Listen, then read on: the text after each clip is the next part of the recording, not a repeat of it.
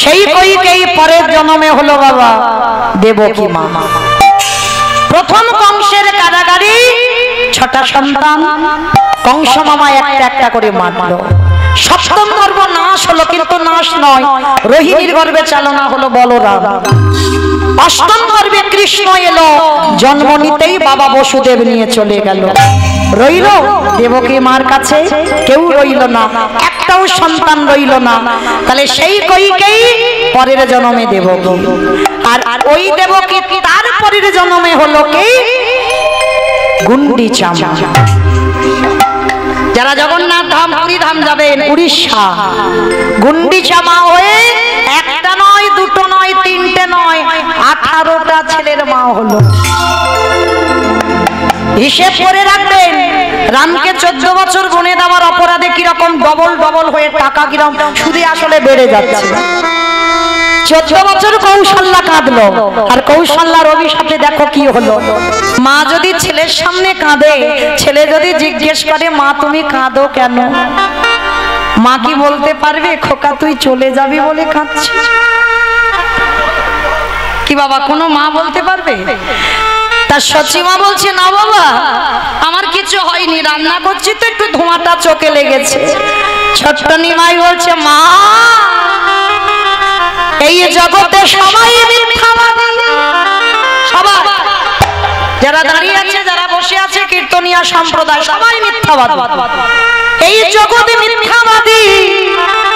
আরে তুমি আমার মা হয়ে তুমিও মিথ্যা বলছো মা, কিন্তু তুমি বোধহয় জানো না বিশ্ব ব্রহ্মাণ্ড চলে আমার ইশারাতে। মা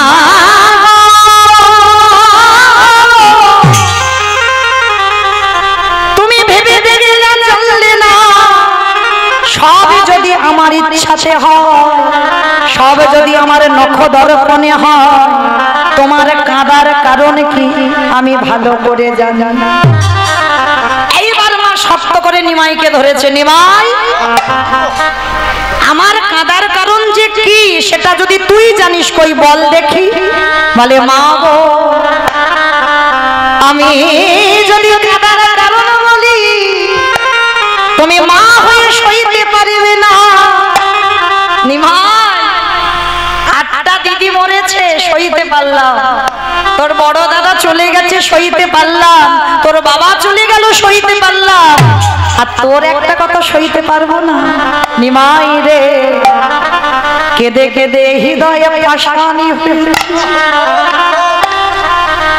আর আমি কাঁদতে ভয় পাই না, আমার প্রতিটা জন্মে জন্মে কাঁদিতে হয়। তাহলে আরেকটু নয় বেশি কাঁদলাম। বল বাবা আজকে আমি তোর কাছে জানবো আমার কাঁদার কারণ কি। মা তবে শোনো বলি, তুমি কাঁদছো তুমি জেনে গেছো তোমার এই নিমাই যেদিনে 24 বছর বয়স হবে তোমাকে কাঁদিয়ে সারা নদিয়াকে কাঁদিয়ে তার পরিবারকে কাঁদিয়ে এই জগতের কল্যাণের জন্য সংসারে যখন অভাবে অনটনে দেখা দেয়, বাবা যেমন ভিক্ষার ঝোলা কাঁধে নিয়ে দাঁড়ে দাঁড়ে ভিক্ষা করে, এই কলির জীব হলো আমার সন্তান সম, তাদেরকে চেতনা দেওয়ার জন্য এই কলির জগতের সন্তানের জন্য মা গো আমি 24 বছরে সন্ন্যাসী হব। এই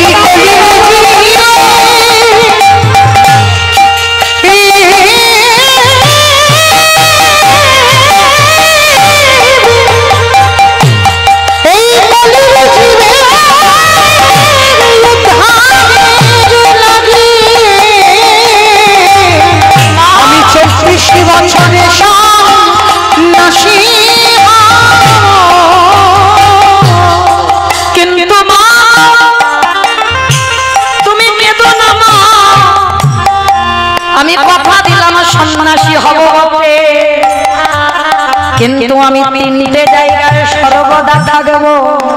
কোথায়?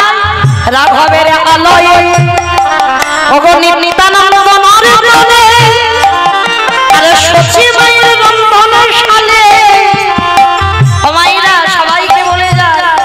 রন্ধনশালায় যখন ভগবানের জন্য রন্ধন করবে একবার সচী মাতাকে স্মরণ করো। কেন জানো? যদি সচী মায়ের মনোভাব নিয়ে রন্ধন করো, ওই রন্ধনশালায় আমার নিমাই দাঁড়ায়। কারণ মার কাছে প্রতিজ্ঞাবদ্ধ, মা গো আমি তিনটে জায়গায় কোনোদিন ছাড়বো না। রাঘবের আলয়ে, নিত্যানন্দ নর্তনে, সচী মায়ের রন্ধনশালায়। আরো একটা জায়গায় পরে বললো, সেটা কি? শ্রীবাসের অঙ্গনে। হরি বল। শ্রীবাস সবাই হতে পারবে। হ্যাঁ, শ্রী মানে সুন্দর, বাস মানে ঘর। এই ঘর যারা সুন্দর হবে, সেই ঘরে আমার ভগবান সর্বদা ভক্তদের সঙ্গে নিয়ে ওই নদীয়ার মাটিতে যেমন কীর্তন করত, সেইভাবে শ্রীবাস অঙ্গনে কীর্তন করে। যার যেমন ভাব তার তেমনই না। যদি তোমার হৃদয়ে প্রেম ভক্তি থাকে, তুমি হৃদয়ে মাঝে যুগলকে পাবে।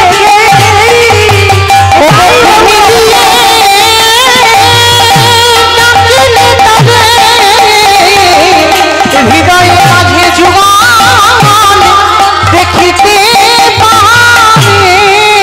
আসলে সচী মাকে বলল, মা তাহলে বুঝতে পেরেছে তো? কিন্তু নিমাইকে প্রশ্ন করলো, নিমাই রে একেবারে ভালো করে আমাকে প্রশ্নের উত্তর দিবি। আমি জগতে অন্য কারোর মা নয়, তোর মা হয়ে আমার প্রতিটা জনমে জনমে কেন আমার কাঁদতে হলো? ভগবান আমার হেসে উঠেছে। ও মায়েরা, ভগবানের মা জিজ্ঞেস করছে, নিমাই প্রত্যেকটা জন্মে জন্মে আমার কাঁদতে হচ্ছে কেন? নিমাই হেসে বলল, মা আমি ভগবান হয়ে আমি নিজে নিজেকে ছেড়ে দেই না।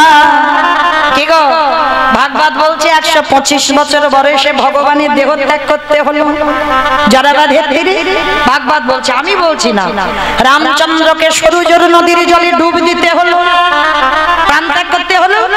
আর মা চৈতন্য মহাপ্রভুকে 48 বছর বয়সে দেহ সম্বরণ করতে হলো। তাহলে প্রতিটা যুগের দিকে তাকিয়ে দেখেন, ভগবান নিজে নিজেকে ছাড়েন। আর আপনারা আমরা তো তুচ্ছ বাবা, ছেড়ে দেবে মনে করেছো? ভগবান বলে, আমার বিচার একেবারে সুখ্যাতি সূক্ষ্ম বিচার বাবা। মানে দাঁড়ি পাল্লাতে যদি কম হয়, আমার ভগবানের বিচার কম বেশি হবে। মানে একেবারে সুখ্যাতি সূক্ষ্ম বিচার করবে বাবা। কাকে কতটা সুখ দিলে ঠিক হবে আর কাকে কতটা দুঃখ দিলে ঠিক হবে, ওটা আমার ভগবানের ভাবনা। এইটা মনে রাখবে মা। আর যেন জীবনে কোনোদিন ভুল করে কারোর উপর দোষ চাপিও না, অমুক জনের জন্য আমার জীবনটা বরবাদ। মনে রাখতে হবে বাবা, তুমি হয়তো ঋণ করে রেখেছিলে। হরি বল। তাই তো আজকে তোমার এই দুর্দশা হলো। কাঁদালে কাঁদিতে হয়, এ কথাটা মিথ্যা নয়। ভগবান মাকে বোঝাতে গিয়ে বলল, মা গো কেন ভুলে যাচ্ছ? তুমি যদি কাউকে না কাঁদাবে, তাহলে তুমি আমার মা হয়ে কাঁদবে কেন? নিমাই, আমি কাঁদিয়েছি এরকম তোর মনে হয়? বলে, মা এ যুগে মনে হচ্ছে তুমি খুব ভালো কাজ করছো, কিন্তু কোনো না কোনো যুগে এমন কাজ করেছো যার জন্য তোমার জীবনে এত কষ্ট। মানে মা একটু আধটু ব্যাপার নয়, কোলে 8টা মেয়ে মরেছে। বড় ছেলে চলে গেল, ছোট ছেলে চলে গেল, স্বামী হারা। তাহলে মায়ের অবস্থাটা দেখো, কত অপরাধী হলে তবে আজকের এই দুর্দশা হয়। ভগবান তো ভয় পায় না বাবা সত্য কথা বলতে, ভগবান সর্বদা সত্য বলে। তা বলছে, শোনো মা, তুমি কেন ভয় পাচ্ছ? তোমার মনে পড়ে যেদিন আমি রামচন্দ্র ছিলাম? ভালো করে শুনবেন মা। রঘুপতি রামচন্দ্র যেদিন ছিল, রামের মা কৌশল্যা আর ভরতের মা কইকেয়ী মা। রাম বনে যাবে, আর রাম বনে যাবার জন্য বাবা কইকেয়ী মা স্বামীর কাছ থেকে কায়দা করে 2টো বর চেয়েছিল। এটা আমরা সবাই জানি। এটা কারোর এখানে অজানা নেই বাবা, সবাই জানে। কিন্তু এই যে বাবা 14 বছর বনে পাঠালো কেন? 13 বছর হতে পারত, 12 বছর হতে পারত, 10 বছর হতে পারত, 15 হতে পারত, 14 হবে কেন? এই জায়গাটাই তো ভাবতে হবে। সবটাই মনে রাখবে বাবা, তলিয়ে ভাবার নাম তত্ত্ব। কীর্তন হচ্ছে নারকেল, খসাটা ছাড়াবে নারকেল পাবে? ও বাবা, ভিতরে আরো বেশি শক্ত, সেটাকে ছাড়াও, তারপরে নারকেলটাকে টেনে বের করো, যদি সেবা করতে পারো তবে স্বাদটা পাবো। কীর্তন জিনিসটা ওই রকম। দেখো 14 বছর বলেছিল কেন জানো? তখন সূর্য বংশে কোনো সন্তান সন্ততি ছিল না। ওই দশরথের একটা অভিশাপ দেওয়া ছিল বাবা সূর্য বংশে, যদি কোনো সন্তান 25 বছরের আগে রাজা হয় তাকে বাবা অপঘাতে মৃত্যু হবে, তার প্রাণ চলে যাবে যদি 25 বছরের আগে রাজ সিংহাসনে বসে। কইকেই মার কিন্তু শুধু কথাটা মনে ছিল বাবা, আর কারণ মনে ছিল না। পরে তো দশরথ পুত্রেষ্টি যজ্ঞ করে রাম লক্ষ্মণ ভরত শত্রুঘ্নকে পেল, আর যখনই পেয়েছিল ছেলের আনন্দে বাবা ভুলে গেছে, ছেলে পেয়েছে না আনন্দে ভুলে গেছে সে অভিশাপের কথা। কিন্তু একজন মার মনে ছিল, আমার কইকেই মা। আর যখন কইকেই মার মনে ছিল বাবা, কইকেই মা ঘরের ভিতরে গিয়ে ভালো করে হিসেব করে দেখে নিল, এখন রামের বয়স 12 বছর। আচ্ছা বাবা, এখন 12 বছর বয়স, তাহলে হিসাব করে দেখে নিল 14 বছর যদি বনে থাকে, তাহলে 12 আর 14তে কত হবে? 27। 27 মামা কত হবে? 26। অভিশাপটা ছিল কি 25-এর আগে রাজা হলে, 26 হয়ে গেল। তা কইকেই মা মনে মনে ভাবছে, তখন যদি রাম ফিরে এসে রাজ সিংহাসন পায় তখন তো আমার রামের মৃত্যু হবে না। ভালো করে ভেবে দেখেন সৎ মা, তখন কি ভরতের বয়স আরো বেশি ছিল? ছিল না তো। তাহলে কেমন মা দেখো, মনে মনে ভাবলো যদি মরতে হয় আমার ভরত মরুক, ও আমার ছেলে, কিন্তু আমার রাম যেন ভালো থাকে। এই কথাটা কেউ জানলো না, শুধুমাত্র তোমার রাম জেনেছিল। তিনি তো ভগবান, তিনি সবটাই জানত, আর ঘটনাটা কেউ জানলো না।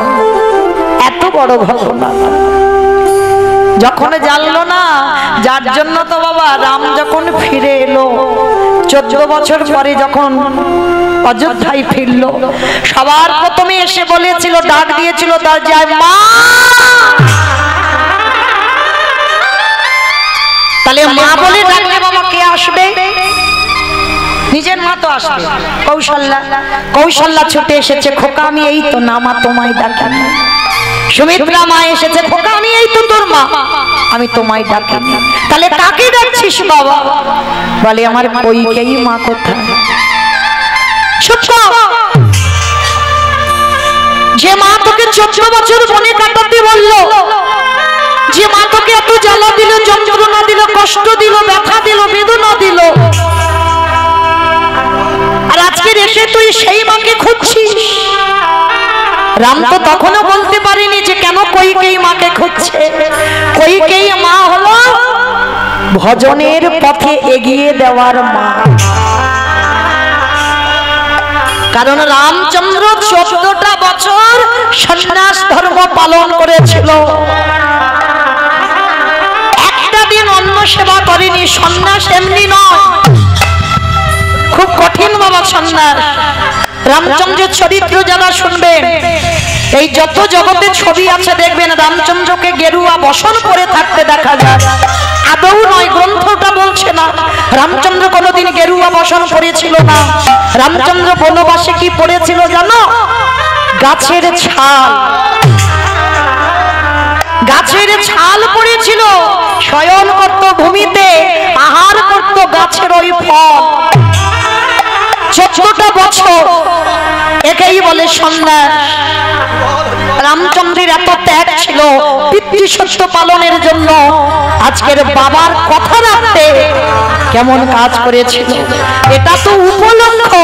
কিন্তু কইকেই মা জানতো রামের সন্ন্যাসটা দরকার। ভজন পথে এগিয়ে দেওয়ার মা। আর মনে রাখতে হবে, যে মা কৃষ্ণ ভজনে বাধা দেয় সেই মাকে ত্যাগ করা বাঞ্ছনীয়। যে গুরুদেব কৃষ্ণ ভজনে বাধা দেয় সেই গুরুকে ত্যাগ করা বাঞ্ছনীয়। যে দাদা ভাইকে কৃষ্ণ ভজনে বাধা দেয় সেই দাদাকে ত্যাগ করা বাঞ্ছনীয়। এটা আমার কথা নয় বাবা, আপনারা খুঁজে পাবেন। দেখেন বিভীষণ রাবণকে ত্যাগ করেছিল, করেছিল কি না? আবার শুক্রাচার্যকে ত্যাগ করেছিল কে? বলি মহারাজ। শুক্রাচার্য কি জানতো না বামন ভগবান? জানতো তো। তাহলে জেনে শুনে কেন বাবা বাধা দিচ্ছিল বারবার? যখন জানতে পেরেছিল তখনই তো বলি রাজা বলেছিল, যে গুরুদেব জেনে শুনে কৃষ্ণ চরণে পাঠাতে চাই না সে গুরুদেবকে ত্যাগ করে দেওয়া ভালো। তাই বল হরি বল হরি বল। আর যে মা কৃষ্ণ ভজনে বাধা দেয় মাকে ত্যাগ করো। ভরত মা কইকেই মাকে ত্যাগ করে দিয়েছিল। কোনদিন মাকে মা বলে ডাকতো না, রামকে বনবাসে পাঠাবার অপরাধে বিধান দিয়ে দিল। তাহলে আজকে লক্ষ্য করে দেখেন বাবা, সেই রাম ফিরে এসে প্রবেশ করলো ওই কইকেয়ী মার কাছে। আর কইকেয়ীকে কারাগারে রাখা হয়েছিল। কেঁদে কেঁদে কইকেয়ীর শেষ পরিণতি অন্ধ, চোখে দেখতে পায় না। যখন অন্ধ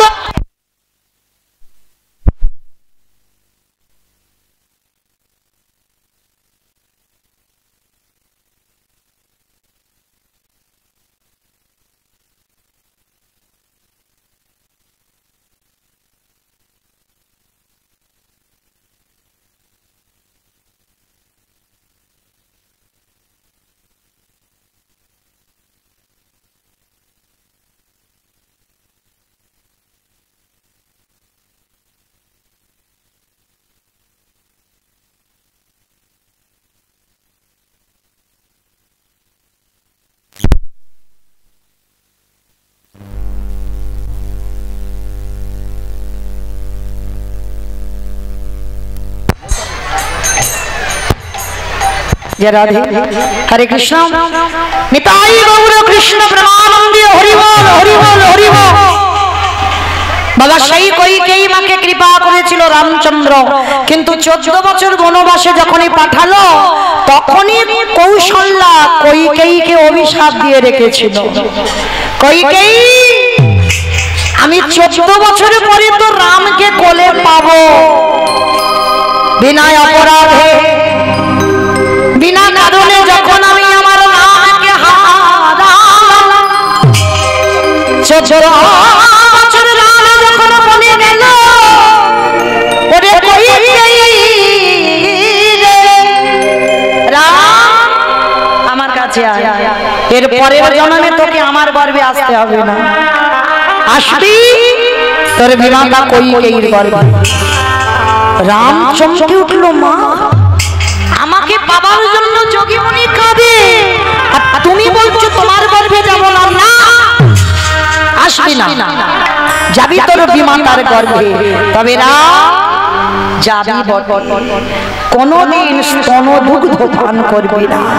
সেদিনও বুঝবে সন্তান জন্ম দেবার পর সন্তান যদি স্তন দুগ্ধ পান না করে তার কত জ্বালা, তার কত যন্ত্রণা, তার কত কষ্ট। আর কইকেয়ী, আমি 14 বছর কেঁদে পরে তো রাম পাবো, কিন্তু আমি রামের মা হয়ে তোরে অভিশাপ দিলাম। একটা জন্মে আমি 14 বছরে কাঁদব। ওরে কইকেয়ী,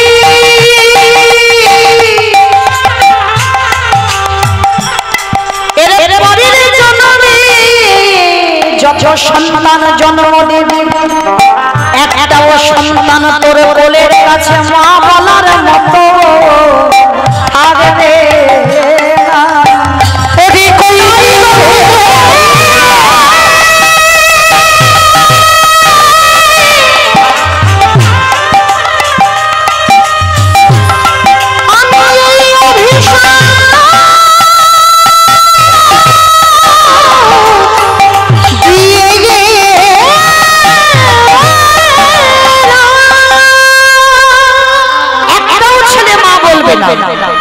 এই ভালোবাসাটা শিখতে হবে গো, ভালোবাসাটা জানতে হবে। ঠিক ঠিক যদি ভগবানকে ভালোবাসতে পারো, আমাদের তো সেটাই বড় অভাব। বাবা ভালো সবাই বাসে, কিন্তু একেবারে ভগবানের চরণে আত্মসমর্পণ নয়। এইটা খুব দামি কথা মা, লক্ষ্য করবে। মানে কোনো সংকোচ রেখে ভগবানকে ভালোবাসতে হবে না, একেবারে নিঃসংকোচে ভালোবাসতে হবে। অহেতুকি প্রেম দরকার, হেতু নয়। বাবা আমার কিছু লাগবে, সেটা হেতু আছে। আর ভগবানকে ভালোবাসতে গেলে হেতু লাগবে না, হেতু ছাড়া ভালোবাসতে হবে, তবেই তুমি পাবে। জানো, মনে পড়ে গেল একটা স্কুল মাস্টারের কথা। মাস্টারি করে বাবা প্রত্যেক দিন সকালবেলা। মাস্টারি করলে কি হবে, অনেক অনেক এখানেও আছে অনেক অনেক ভক্ত, সংসারী ভক্ত, সাধুগুরু বৈষ্ণব পদ অবলম্বন করেন, কিন্তু বাবা তাদের একটা অভ্যাস আছে, সকালবেলা উঠলো, বাসি কর্মগুলো সেরে বাবা আগে স্নান করে ভগবানের তুলসী গাছে জল দেওয়া, ভগবানকে সেবা পূজা করে দোকান হোক ব্যবসা হোক যাওয়া। অনেক ভক্ত আছে, তাদের উদ্দেশ্যে এই কথাটা একটু মন দিয়ে শোনো। একজন স্কুল মাস্টার, স্কুলের হেডমাস্টার, তো স্কুলের হেডমাস্টার প্রত্যেক দিন সকালবেলা বাবা ভাগবত পাঠ করে, ভোর ভোর ওঠে, ব্রহ্ম মুহূর্তে। এটা নিত্য স্কুল মাস্টার করলে কি হবে বাবা, ভাগবত পাঠ একটা দিন বন্ধ হয় না। তার সকালবেলা ব্রহ্ম মুহূর্তে উঠে স্নান টান সেরে নিজ কর্ম করে ভাগবত পড়তে বসে, আর ভাগবত আসর থেকে উঠে তারপরে সময় হয়ে গেলে স্কুলে চলে যায়, কাছাকাছি স্কুল চলে যায়। সেই দিন বাবা স্কুল পরিদর্শনে বাবা ইন্সপেক্টর আসবে, আর ইন্সপেক্টর যখন আসবে সেখানে কি হবে বাবা, স্কুল তো ঘুরে ঘুরে দেখাতে হবে কোথায় কি আছে, সেটা তো হেডমাস্টারই দেখাবে। তা আগে থেকে কথাবার্তা হয়ে আছে, যে স্কুল পরিদর্শনে আসবে সেদিন মাস্টারকে আসতেই হবে। আর সেই দিন বাবা হেডমাস্টার উঠে কি করেছে, সকাল সকাল ভাগবতটা নিয়ে বসেছে, আর ভাগবত পড়তে পড়তে এমন ডুবে গেছে বাবা, সে আর ঘড়ি দেখার টাইমটা নেই। এটা হয় বাবা, কার হয় জানি না, আমার হয়। এই পরশুদিন বাবা গান আমার ছুটি ছিল, মানে ক্যান্সেল হয়েছে, একজনের ঠাকুমা মরে গেছে, বাড়িতে ছিলাম। আমার ছেলেটা খুব একটা ভালো নয়, একটু অসুস্থ, জন্ডিস হয়েছে, তো একটু শরীরটা খারাপ, তো ভালোই হয়েছিল, বাড়িতে ছিলাম। তো বাড়িতে থেকে বাবা ওই 7:30 8টার সময় আমার এখানে দেবুদারা আছে, ওনারা জানে, আমার বাড়িতে গিয়েছিল। আমার দোতলায় একটা গ্রন্থ ঘর আছে, তো সেইখানে গিয়ে বাবা পড়তে বসেছি। আর পড়তে বসে 7:30টায় বসেছি, 11টা বাজে, আমার খেয়াল ছিল না যে আমার ছেলেটাকে টাইমে খেতে দেব, মনে ছিল না। ওই পড়তে পড়তে বাবা পড়াতে এমন ডুবে যাওয়া হয়, যাদের পড়া অভ্যাস থাকে দেখবেন, একটু মহাভারত বলো, ভাগবত বলো, কোনো গ্রন্থ নিয়ে যদি একটু পড়ো, যদি বাবা একবার পড়াতে ডুবে যাও, তখন কিন্তু আর খেয়াল রাখবে না যে কটা বাজে। তা একেবারে বাবা যখন ঘড়িটা দেখলাম, তখন 11টা 11:30 বেজে গেছে। ছেলেটা সন্ধ্যে থেকে খাইনি, খেতে দেবো, তাড়াতাড়ি করে সেখানে রেখে আবার তাড়াতাড়ি করে নিচে এসে রন্ধন করে খেতে দিতে 12টা বেজে গেল। তাহলে ঠিক ঠিক এইরকম একটা ঘটনা ঘটলো। তো এই হেডমাস্টার ভাগবতে এমন ডুবে গেছে, তো স্কুল পরিদর্শনে আসবে বাবা ইন্সপেক্টর, আর সেদিনে ভুলে গেছে, ওই ভাগবতে ডুবে গিয়ে স্কুলের কথা ভুলে গেছে। আর যেই না বাবা, তা যেই না ওই পাঠ করতে করতে বাবা ভুলে গেছে একেবারে স্কুলের কথা, সঙ্গে সঙ্গে অনেক মানে বেলা গড়িয়ে চলে গেছে। এইবার গিন্নি এসে যেই না ডাক দিয়েছে, কি গো এখনো মন্দিরে বসে বসে ভাগবত পড়ে যাচ্ছ? হ্যাঁ গো, তুমি না বলেছিল আজকে স্কুলে ইন্সপেক্টর আসবে, তোমাকে যেতেই হবে, আর তুমি গেলে না তো।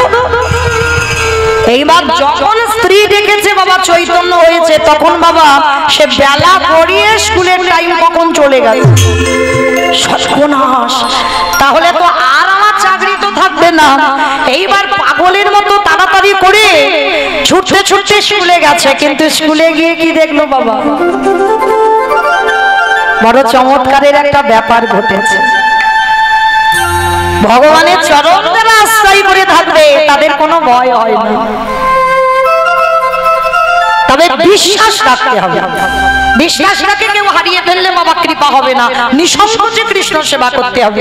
ভাগবত পড়ছিল বাবা, হৃদয়ে কোনো সংকট ছিল না, কোনো টান ছিল না যে আমার এটা করতে হবে ওটা করতে হবে, বাবা ঘড়ি দেখবো, এইগুলো ছিল না, সে তো ডুবে গেছে।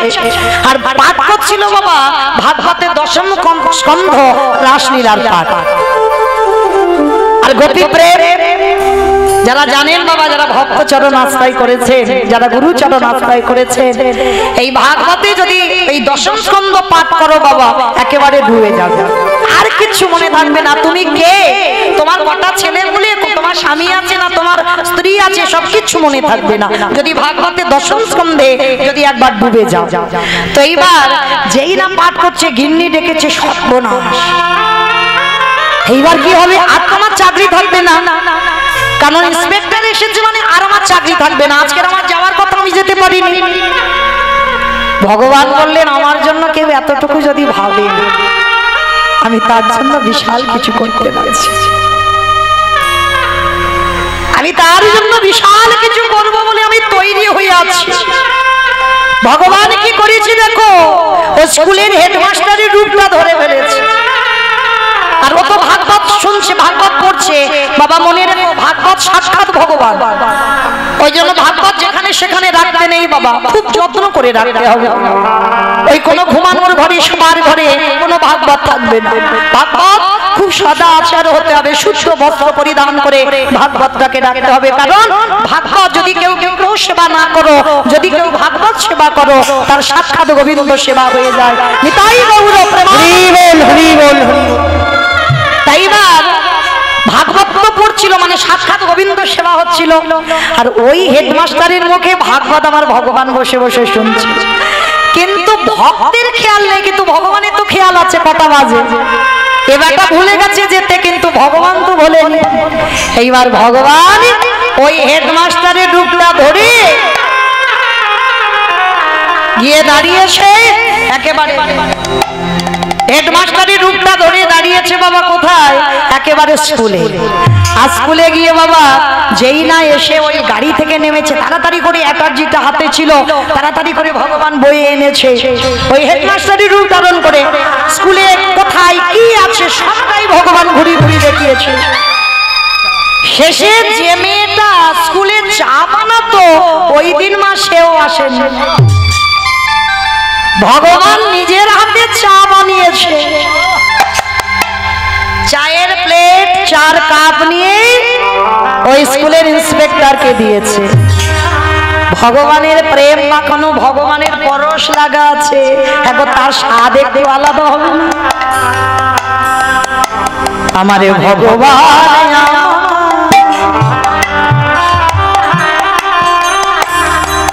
ওই না স্কুলের হেডমাস্টারের ধুবে ধাজন করে,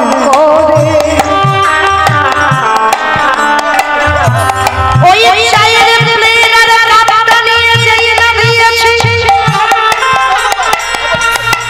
ওই ইন্সপেক্টর সেবা করে। বাহ, হ্যাঁ গো, তুমি এত সুন্দর চা বানাও, আমি তো কোনোদিন এইরকম চা স্বাদ পাইনি, আমি কোনোদিন এইরকম স্বাদ চায়ের হয় আমার জানা ছিল না। বেশ, আমি মাঝে মাঝে তোমার বাড়িতে আসবো। কি গো ভাই, একটু মাঝে মাঝে চা বানিয়ে আমার খাইও, কেমন? ঠিক আছে, তাই হবে, আমি নিজের হাতে চা বানিয়ে খাওয়াবো। ওই ইন্সপেক্টর এঁঠো চায়ের কাপটা হেডমাস্টারের হাতে দিয়েছে। আমার ভগবান ভক্তের লাগে ভগবান এঁঠো কাপ প্লেট নিয়েছে, নিজের হাতে সেই কাপ প্লেট ধৌত করে রেখেছে। 4টে বেজে গেল ঘড়ি, আর এদিকে ভাগবতে ডুবে গেছে, এখনো খেয়াল নেই। আর এদিকে ভগবান সব কাজ ছেড়ে দিয়েছে, সব কাজ ছেড়ে দিয়ে 4টে বেজে গেছে বাবা, ইন্সপেক্টর গাড়িতে করে চলে গেছে। এদিকে হেডমাস্টার পাগলের মতো, মানে হন্ত হয়ে পাগলের মতো ছুটতে ছুটতে আসছে, আর ছুটতে ছুটতে এসে মানে সবে গাড়িতে উঠতে যাবে, আর হেডমাস্টার ছুটে এসে একেবারে ইন্সপেক্টরের দুটো চরণ জড়িয়ে। এ তো অবাক হয়ে গেল, কি আমার পা ধরলো কেন, কি হয়েছে? আমাকে তো যেতে হবে বন্ধু, আমি তো বললাম আমি একটা দিন আসবো, এসে তোমার হাতে ওই যে সুন্দর এত স্বাদের চা আমি খেয়ে যাব, আমি আসবো, কিন্তু এখন তোমাকে যেতে হবে।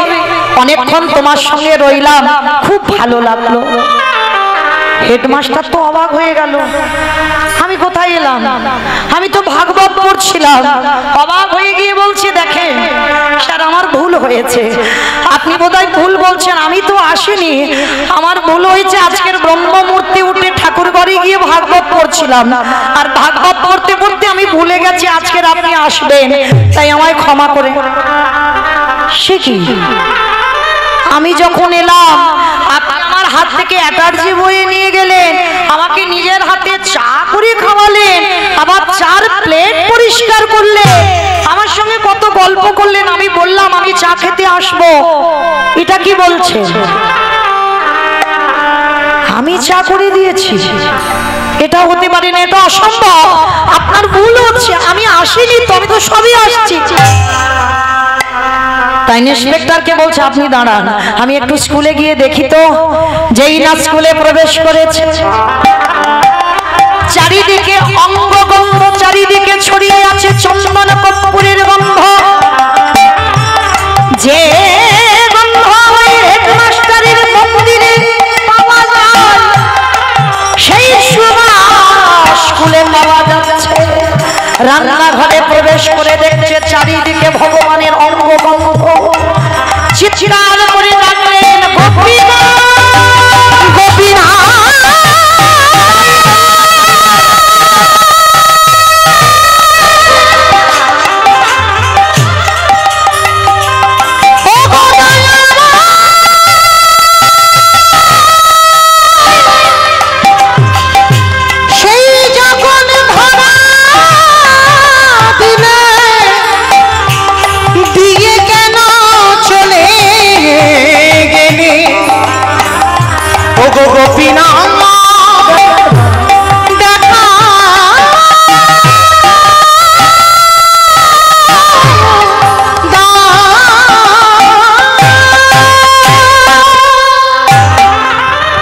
আমি ভক্তবাদ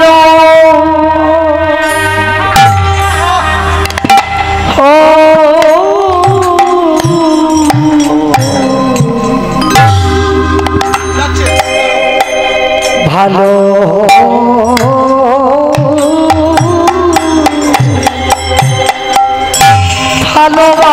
ভালোবাসি, আমি যে ভক্ত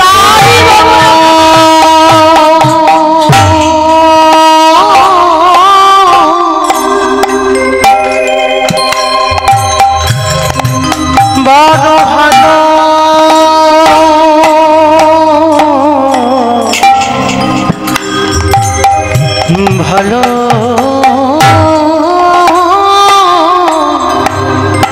ভালোবাসি, তাই তো যুগে যুগে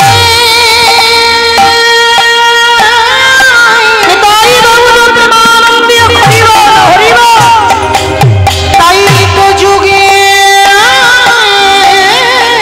যুগে ভক্তের কাছে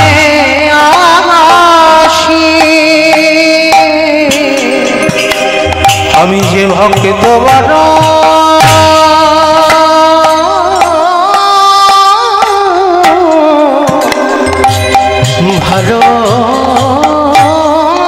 ভালোবাসি। আস্তে যারা যারা শুনছেন মা, এই ভগবানের এই যে অহেতুকী প্রেম আমাদের কি পাবো না আমরা? এ জীবনে নাই বাহ, এর পরের জন্মে নাই বাহ, তারপরের জন্মে নাই বাহ, কিন্তু আমার বিশ্বাস কোনদিন না কোনদিন তাকে সাক্ষাতে আসতে হবে। ভগবানের ভালোবাসার প্রতি এটা রাখতে হবে। আর এটা যার আছে বাবা, কোনো না কোনো দিন সাক্ষাতে ভগবান কৃপা হবে। আর এই যে আপনারা ভগবানের গুণানুগুণ কীর্তন শুনছেন, তার মানে কিছু তো পাচ্ছেন। আর কিছু পেতে গেলে মা কিছু দিতে হয়, অবশ্যই করে দিতে হয়। শুধু এখানে বলে নয়, প্রতিটা হরিবাসরে। আর আপনারা জানেন আমার এই দাদা ভাইদের ভিক্ষার বাসর অনেক কষ্ট করে, অনেক কঠোর পরিশ্রম করে আমরা কীর্তনিয়া হয়েছি, কিন্তু আমরা ভক্ত হতে পারি। আশীর্বাদ করবেন, এ জীবন তো হয়ে গেল, এর পরের জন্মে যদি আসি যেন আপনাদের মতো আমি ভক্ত হতে পারি। হরি বল, হরি বল, হরি বল। আর আমি কীর্তনিয়া হতে চাই না, আমি ভক্ত হয়ে আসতে চাই। তাই আমার কমিটি দাদা ভাইদের হয়ে, ভাইদের হয়ে, বাবাদের হয়ে আপনাদের চরণে আমার একটা নিবেদন, আপনাদের কাছে যাবেন আমার কমিটি দাদা ভাইরা। কারণ প্রত্যেকে তো ঘরে ঘরে বাবা একটা করে হরিবাস তৈরি করতে পারবো না, অনেকে পারেন, যারা পারেন না তাদের উদ্দেশ্যে বিশেষ করে বলা, এটাও ভগবত সেবা। কারণ দেখেন যারা আমার মুখে কীর্তন শুনছেন, একটু ভাগবত সেবা করে ভগবান নিজেই হেডমাস্টারের রূপ ধরে তার কর্মটা করে দিয়ে এলো। এই ভলির চরিত্রটা দেখেন বাবা, ভক্তিমতী নারী ছিল, কিন্তু একটা গরুর এক বালতি দুধ হতো। আর এক বালতি করে দুধে এত লোক ওই যমুনা থেকে আরো এক বালতি জল তুলে পাইল করতো, মানে 2 বালতি দুধ বিক্রি করতো। কিন্তু বিক্রি করলে কি হবে মা, প্রত্যেক দিন 1 গ্লাস করে দুধ আমার গোপীনাথের সেবায় দিত। ওই জল মাখানো দুধ 1 গ্লাস করে গোপীনাথের মন্দিরে বৃন্দাবনে দিয়ে আসতো প্রতিদিন। আর যতক্ষণ না গোপীনাথের সেবা হতো আমার ভলি জল স্পর্শ করতো না। এইটা ছিল তোর অভ্যাসটা ভালো। কিন্তু একদিন আমার গিরিধর গোপীনাথ মনে মনে ভাবছে, ভলি আচ্ছা তোর তো একটা গরুর 1 বালতি করে দুধ হয়, তোর 1 গ্লাস সংসার, তাহলে তো প্রয়োজন নেই ওতে জল পাইল করার, কেন এই অধর্মটা তুই কেন করিস? তো এর জন্য আমি তোকে একটু শাস্তি দেব, দাঁড়া, প্রত্যেকদিন তুই দুধে জল দিস তো, দেখাচ্ছি মজা তোর, দাঁড়া। এইবার ওই যমুনা থেকে জল তুলে বাবা দুধে পাইল করেছে, আর ওই জল মাখানো দুধ 1 গ্লাস গোপীনাথের মন্দিরে দিতে গেছে। বাবাজি, বাবাজি, তাই না গোপীনাথের জন্য দুধ এনেছে, দুধটা ভোগে লাগিয়ে দেবে, কেমন? গোপীনাথের 2টো গ্লাস। ভগবানের পরীক্ষাটা দেখো কেমন যজ্ঞ করছে ভক্তকে। তা ভলির হাত থেকে গ্লাসটা নিয়ে গোপীনাথের 2টো গ্লাসে দুধটা ঢেলেছে। আর যেই না ঢেলেছে মা, দেখে না গোপীনাথের গ্লাসে 2টো ছোট ছোট মাছ পড়ে গেছে। যমুনা থেকে জল তুলেছে বালতি করে, আর ওতে ছোট ছোট 2টো মাছ দিয়ে দিয়েছে ভগবান। আর পরপর 2টোই মাছ গোপীনাথের গ্লাসেই পড়েছে। পূজারি দেখা মাত্র রেগে গিয়ে বলেন, ভলি এদিকে শেষে আয়। ছি ছি ছি ছি ছি ছি ছি, আরে তুই জানিস আমার গোপীনাথের সেবায় মাছ দেওয়া হয়, আর তুই কিনা এই দুধের সঙ্গে মাছ দিয়েছিস। চমকে উঠেছে ভলি, বাবাজি আমি তো জানি গোপীনাথের দুধে মাছ দেয় না, তো আমি মাছ দেবো কেন, আমি তো দুধ এনেছি। আবার দেখো ভালো করে চেয়ে দেখ, 2টো গ্লাসে 2টো মাছ ভেসে উঠেছে। ভলি গিয়ে দেখছে বাবা মাছ নেই, আর বাবাজি গিয়ে দেখছে 2টো মাছ চড়ে বেড়াচ্ছে। যার যেমন ভাব তার তেমনই লাভ। কিন্তু এইটা গোপীনাথ কেন করেছি, ভক্তকে পরীক্ষা করবে বলে। ও কেন দুধে জল দেয়, পরীক্ষার জন্য, শাস্তির জন্য। তো যেই না ভলি বলছে, বাবাজি আপনি বলছেন আমি দুধে মাছ মাখিয়েছি, কি করে, আমি তো মাছ দেখতে পাচ্ছি না। ও তার মানে তুই এবার সমাজে আমাকে মিথ্যাবাদী বানাবি? আমি মিথ্যাবাদী? আমি নিজে চোখে দেখতে দাঁড়া। যখন চিৎকার চেঁচামেচি হচ্ছে, চারিদিক থেকে লোক ছুটে ছুটে এসেছে। বালাজি সবাইকে ডেকে বলছে, শোনো, এই ভলির দুধ নিয়ে প্রতিদিন গোপীনাথের সেবায় লাগাতাম, আর জানো ওই মেয়েটা আজকের গোপীনাথের দুধে মাছ দিয়েছে। না না বাবাজি, না, আমি দুধে মাছ দিইনি। তাহলে আমি কি নিজের চোখে বলছি? বেরিয়ে যা, এক্ষুনি আমার মন্দির থেকে বেরিয়ে যাবি। আজকের পর থেকে তোর দুধ নিয়ে গোপীনাথের সেবার কাজে লাগাবো না। আজকের পর থেকে তোর দুধ গোপীনাথের সেবার কাজে লাগবে না। আর আমি তোকে আদেশ দিলাম, আজকের থেকে তুই কোনোদিন আমার এই মন্দিরে স্পর্শ করবি না। ওই গ্লাসের দুধ গোপীনাথের গ্লাস থেকে ঢেলে ভলির গ্লাসে ঢেলে ভলিকে ফিরিয়ে দিয়েছে। বেরিয়ে যা, দূর হয়ে যা। আজকের পর থেকে গোপীনাথের মন্দিরে আসবি না, গোপীনাথকে ছুঁয়ে দেখবি না, আর গোপীনাথের দিকে চোখ তুলেও দেখবি না। গ্লাসের দুধটা নিয়ে কাঁদছে আর বলছে, গোপীনাথ, কেউ জানুক না জানুক তুই তো জানিস আমি গোপীনাথের দুধে মাছ দিইনি। কারণ আমি তো জানি গোপীনাথ কি মাছ খায়, আমি তো জানি। তাহলে আমি কেন দুধে মাছ দেব? কিন্তু বাবাজি বলছে মাছ, কিন্তু আমি তো মাছ দেখতে পাইনি। তবে গোপীনাথ, এই জন্মে যদি আমি তোর মন্দিরে আসতে না পারি, আর যদি আমার দুধ নিয়ে তোর গোপীনাথের সেবার কাজে না লাগে, আমি প্রতিজ্ঞা করলাম আজকের পর থেকে এই দুধ আমি বাড়িতে ফিরিয়ে নিয়ে যাচ্ছি। আর এই দুধ তুই যতদিন না খাবি, আমি কথা দিলাম আমি ততদিন জলস্পর্শ করব না। কোনো মন্ত্র জ্ঞান নেই, কোনো বেদ অধ্যয়ন করে না, শুধু এক গ্লাস করে দুধ দিয়ে গোপীনাথকে কিনে নিল। প্রতিজ্ঞা করলো তোকে এই দুধ খেতে হবে যতদিন লাগুক, এ দুধ আমি ফেলবো না। কারণ আমি তো জানি আমি মাছ দিইনি, কিন্তু গোপীনাথ ওই বাবাজি বলছে মাছ দিয়েছে। ওই গ্লাসের দুধটা নিয়ে ভোলি মা কি করেছে, পাতার কুড়ে ঘর, ওই পাতার কুড়ে ঘরে একটা গোপীনাথের ছবি আছে। সেই ছবির সামনে রেখে কাঁদে আর বলে, গোপীনাথ, গোপীনাথ, তোকে ভালোবাসে আমি সংসার ভুলে আমি শুধুমাত্র তোর সেবা পূজার কাজ করি। গোপীনাথ, আমি কোনদিন আমার সুখ চাইনি, আমি চেয়েছি তুই ভালো থাকিস। ওরে গোপীনাথ,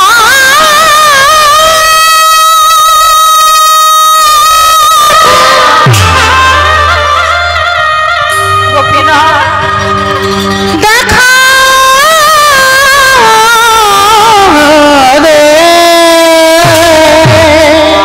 এই দুঃখ তুই সেবা করবি, তোকে আমি জল স্পর্শ দেখা দে। ওরে গোপী না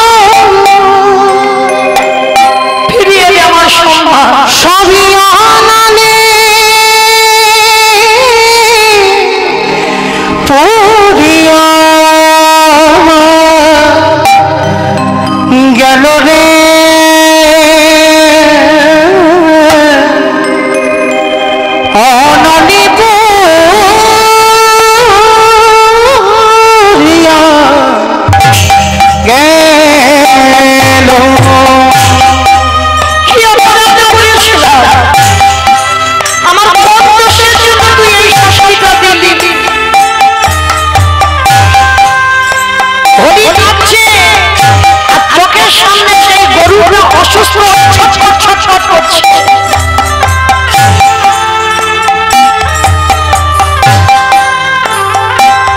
আমি সাগর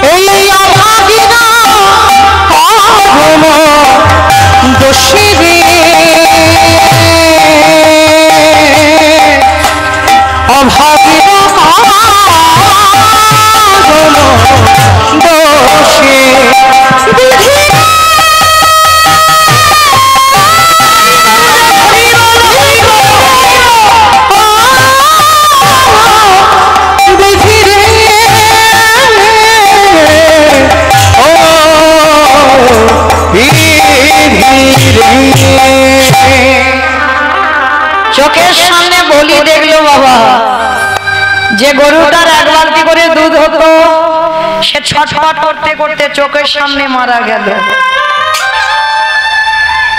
ওই যে করে আমার আশ তারে করি সর্বনাশ, তবু যদি না ছাড়ে আমার কাজ, তারপর হই আমি তার দাস।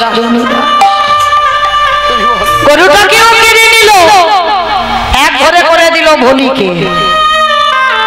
এক সপ্তাহ হয়ে গেল, ভক্ত দেয় বলে তো বাবা ভগবান প্রসাদ পায়। আর এদিকে দুধ নিয়ে যাচ্ছে না, আর আমার গোপীনাথেরও খাওয়া হচ্ছে না। এক সপ্তাহ পরে একাদশী পড়ল, একাদশীর পরের দিন দ্বাদশী। ভগবান বেশিরভাগ বাবা ভক্তের ঘরে দ্বাদশীতে যায়। আজকে দ্বাদশীর দিনে ভগবান মনে মনে ভাবতে যায়, ও মেয়েটা যে এমন প্রতিজ্ঞা করেছে, ও তো জলও খাবে না, আর ও অনাহারে তো মরে যাবে। ভগবান একটা বৈষ্ণব রূপ ধারণ করেছে, রাজ সিংহাসন ছেড়ে রাত পোশাক খুলে দিয়ে জীর্ণ মলিন বস্ত্র পরেছে, লাঠি হাতে নিয়ে ঠুকতে ঠুকতে গেছে সেই ভলি মার কুড়ে ঘরে, গিয়ে ডাকছে ভলি, ও ভলি,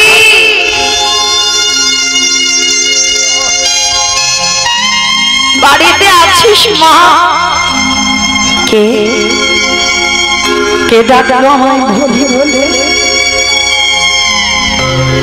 এমন হৃদয় জোড়ানো ডাক তো কেউ ডাকেনি গো কোনোদিন। কে ডাকলো আমার? গোপীনাথের চরণ থেকে দরজায় এসে দেখছে বা একটা বয়স্ক মানুষ বৈষ্ণব, করজোর করে বলছে, বাবাজি বলুন আমি কি করতে পারি? আমার গোপীনাথ ছদ্মবেশে বলছে, অবলি কদিন মোর কিচ্ছু খাওয়া হয়নি, কালকের একাদশী হয়েছে, ও মামা আজকের এখনো পর্যন্ত পালন করিনি, আমায় একটু খেতে দিবি মা ভলি? বাবাজি আমার ঘরে তো কিছু নেই, আমি নিজেই তো এক সপ্তাহ কিছু খাই, থাকলে তো দেব। আমার একটা গরু ছিল, গরুটাও মরে গেছে, কিচ্ছু নেই আমার ঘর। ভগবান তো গেছে গো, সেই যে এক সপ্তাহ আগে যে ছানা কেটে যাওয়া দুধ পোকা হয়ে গেছে, গন্ধ, ওইটা খাবে বলে গেছে। এখনো তো ছবির সামনে বসানো আছে। বাবাজি রূপী গোপীনাথ বলছে, ও মা দেখ না কিচ্ছু নেই, দেখ না কিছু। বারবার গোপীনাথ মনে করাচ্ছে সেই যে ছানা কেটে যাওয়া দুধের কথা, ওইটা মনে পড়ুক। বলি বলছে, বিশ্বাস করো বাবা আমার কাছে কিচ্ছু নেই।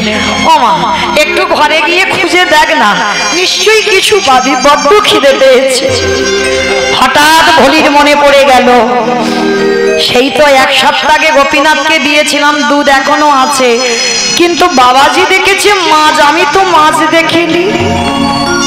গোপীনাথ যা হয় হোক, অপরাধ লাগবে আমার লাগবে, কিন্তু আমি তো মাছ দেখিনি। এই দুধ আমি ওই বাবাজিকে দেব। বলে ঠিক আছে বাবা, আপনি দাঁড়ান, একটা জিনিস মনে হচ্ছে আছে। ছুটে গেছে বলি, আর ছুটে গিয়ে দেখে না ছবির সামনে থেকে সেই এক গ্লাস দুধ না, ওমা যারা দুধ রেখে দেবে কাঁচা দুধ কি দশা হবে, গন্ধ পোকা লেগে যাবে, ওপরে ছাদনা ফুটে যাবে না। এক সপ্তাহ হয়ে গেছে তো, আর সেই দুধের গ্লাসটা এনেছে। আমার ভগবানের দেখে বড় তৃপ্তি হয়েছে, ওইটা খাবে বলে তো ছুটে এসেছে। সেদিন বাবাজি মাছ বলে খেতে দেয়নি, যেই না ভলির হাতে দেখেছে বাবাজি, তাড়াতাড়ি করে ভলির হাত থেকে কেড়ে নিয়েছে দুধের গ্লাস, আর গ্লাসটা কেড়ে নিয়ে ভগবান কাকু কাকু করে তাড়াতাড়ি করে ওই ছানা কেটে যাওয়া বন্ধ পোকা হয়ে গেছে, ওই দুধ আমার ভগবান সেবা করলো। নিতাই আর যেই না সেবা করেছে, সেবা করে বলছে আহা বড় তৃপ্তি পেলাম, বড় শান্তি পেলাম, যে দুধ আজকের সেবা দিলি। ও মা একটা কথা বলবো মা? বলুন বাবা। ও মা, তোর ঘরেতে আজকে রাতটুকু একটু থাকতে দিবি? ভেবে দেখেন মা, শ্বেত পাথরের মন্দির ছেড়ে ভক্তের কুড়ে ঘর, যার ঘরে কিচ্ছু নেই, না আছে একটা খাট বিছানা, কিচ্ছু নেই, না আছে একটা বাবা কাঁথা ফলা বালিশ ব্যাংকেট, কিচ্ছু নেই, সেই ঘরে থাকবে বলে গেছে। রাজপ্রাসাদ ছাদখালা মন্দির ছেড়ে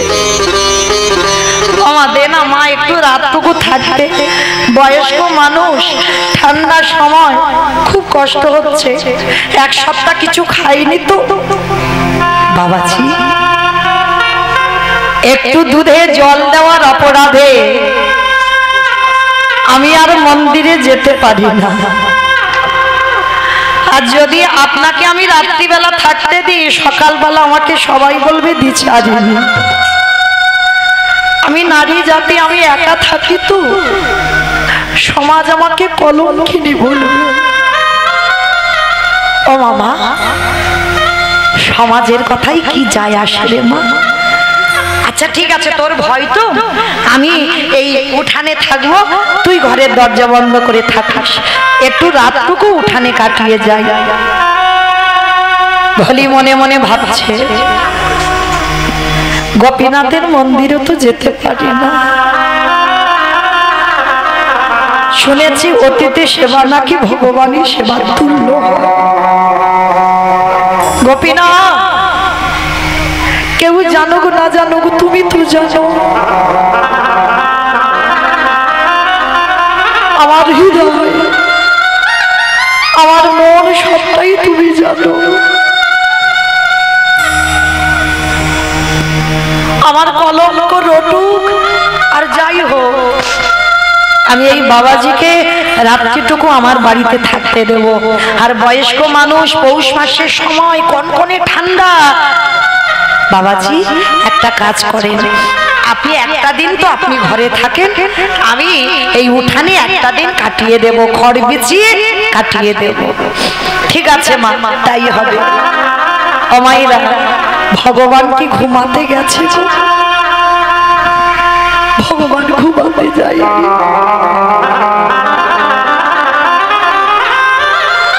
ভগবান গেছে ভক্তকে কৃপা করতে। কুয়াশা টোপে টোপে পড়ছে, ভলি উঠানে আছে, বাবাজি ঘরে ঘুমাচ্ছে। ভলি নারী জাতি একটা পরপুরুষ এসেছে বাবা, ঘুম হচ্ছে না, মনে মনে ভাবছে দেখি বয়স হয়েছে তো মানুষটা, মনে হচ্ছে ঠান্ডায় কষ্ট পাচ্ছে, জানালা দিয়ে দেখছে বাবাজি ঘুমিয়ে আছে, আর মনে মনে ভাবলো দাঁড়া আমার তো কিচ্ছু নেই গোপীনা, আছে একটা মা শতছিদ্র ছেঁড়া কাঁথা।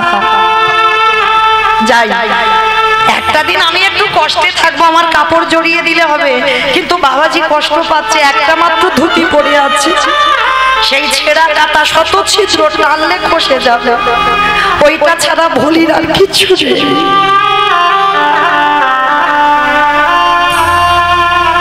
এইরকম কাঙাল না হলে কি কৃষ্ণ ভক্ত হওয়া যায়? কৃষ্ণ ভক্ত হতে গেলে বাবা অট্টালিকাতে ভজন হবে না, কখনো হবে না। ভজন করতে গেলে তোমাকে পথের ভিখারি।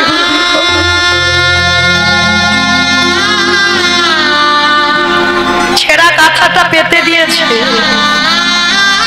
বাবাজি ঘুমিয়ে আছে, বাবাজির গায়ে দিয়েছে, আর ভগবান গোপীনাথ যেই না ছেঁড়া কাঁথাটা দিয়েছে না, আদর করে যত্ন করে ছেঁড়া কাঁথাটা বুকে জড়িয়ে ধরে ভক্তের ভালোবাসা মাখানো,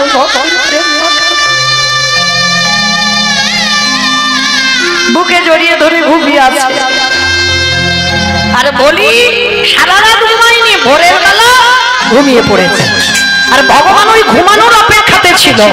আর যেই না ঘুমিয়ে পড়লো, গোপীনাথ ওই ছেঁড়া কাঁথাটা নিয়ে মন্দিরে চলে গেছে,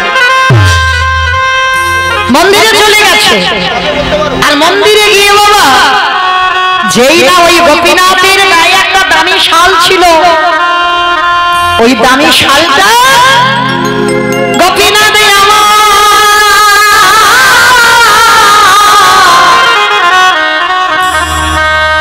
ওই নিজের গায়ে শালটা নিয়ে ভোলি মায় আমার উঠানে ঘুমাইয়ে আছি, ওই ভোলি মারে গায়ে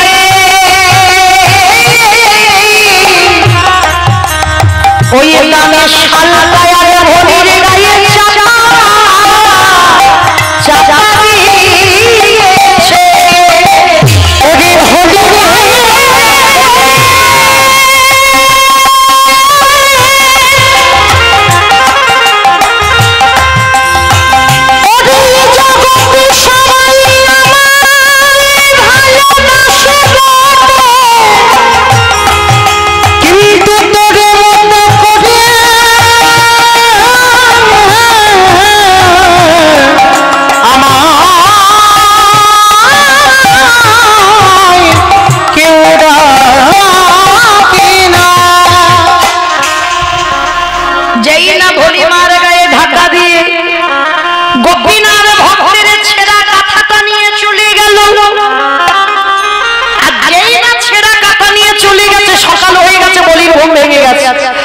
ঘুম ভেঙে যেতেই বাবা ঘরে ছুটে এসে দেখছে সে বাবাজি নাই আর ছেঁড়া কাঁথা নাই।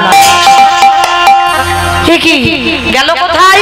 আর ভাবতে ভাবতে নিজের দিকে তাকিয়ে দেখে না মা অনেক টাকা দাম গোপীনাথের গায়ে শালটা ভোলির গায়ে। কি গো প্রতিদিন তো গোপীনাথের মন্দিরে যেত, আর গোপীনাথের গায়ে যে কি চাদর বা কি শাল আছে সেটা কি ভোলি জানে না? আর যেই না শালটা দেখেছে ভোলি কি করেছে সর্বনাশ, এটা তো আমার গোপীনাথের শাল। আর বুঝতে দেরি হলো, ওরে গোপীনাথ আমার ছেঁড়ার কাঁথার বদলে তুই দামি মনি মানিক্য দেবা,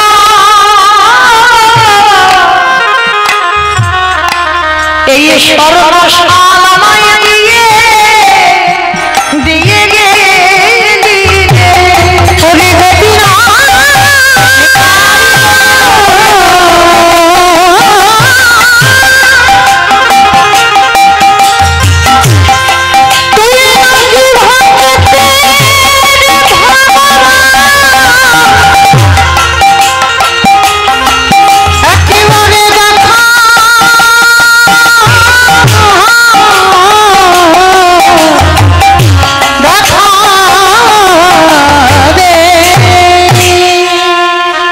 বলি তাড়াতাড়ি করে বাবা মনে রাখতে হবে এই কলিযুগে বাবা অতিরিক্ত সৎ হলে হবে না।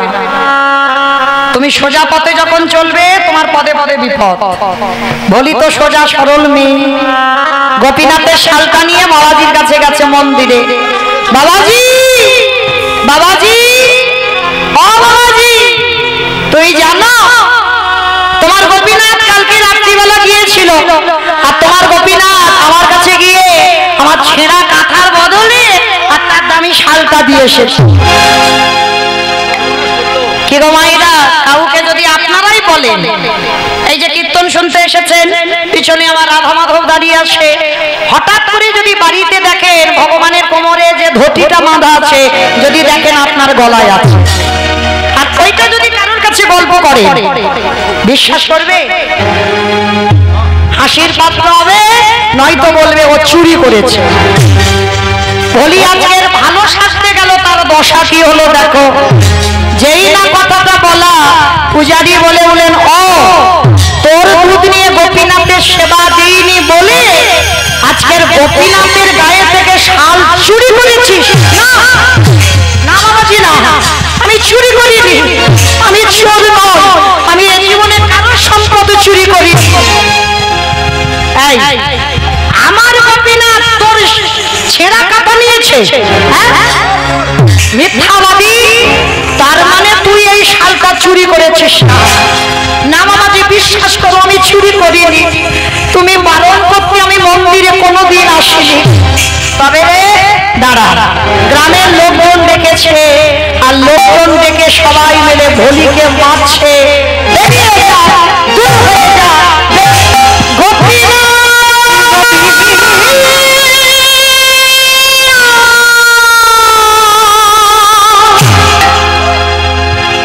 গোপীনাথ গোপীনাথ বলে কাঁদছে, আর ভোলির প্রত্যেকটা আঘাত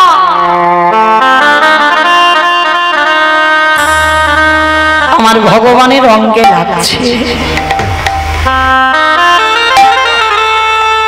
এত মারছে, গোপীনাথ মন্দির থেকে মুখ ঠুকে মাটিতে মরে গেছে। ভোলির গায়ের ওই আঘাতগুলো আমার গোপীনাথের গায়ে লাগছে। গোপীনাথ, গোপীনাথ রে, ওরে ওরে ভালোবাসি তোকে, যে মনে প্রাণ দেহ মন প্রাণ তোর চরণে নিবেদন করি। গোপীনাথ রে, বলো বলো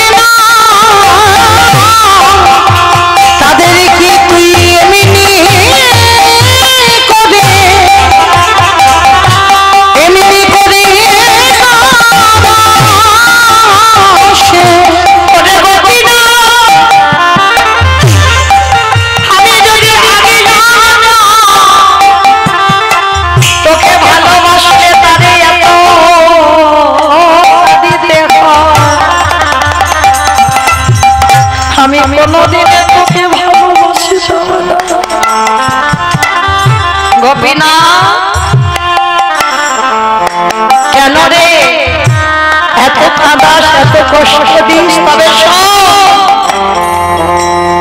আঘাতি যত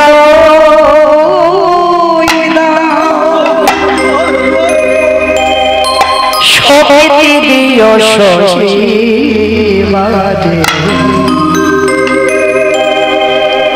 ও গো দয়া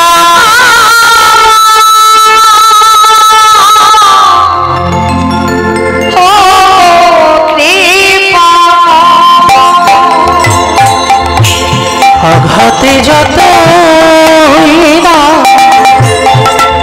শক্তি দিও সজীবাদে,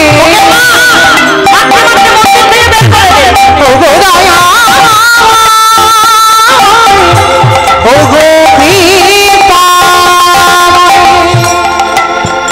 তো সবাই যায়, দুঃখটাকে নেবে বলো, জানি তো ভালোবেসে আরো কাছে ডেকে না। ওরে সুখী তো সবাই চায়, দুঃখটাকে নেবে বলো, জানি তুমি ভালোবেসে আরো কাছে ডেকে না। তোমারই আমার মাঝে পাই যেন না, তুমি ছাড়া জগতে কেহ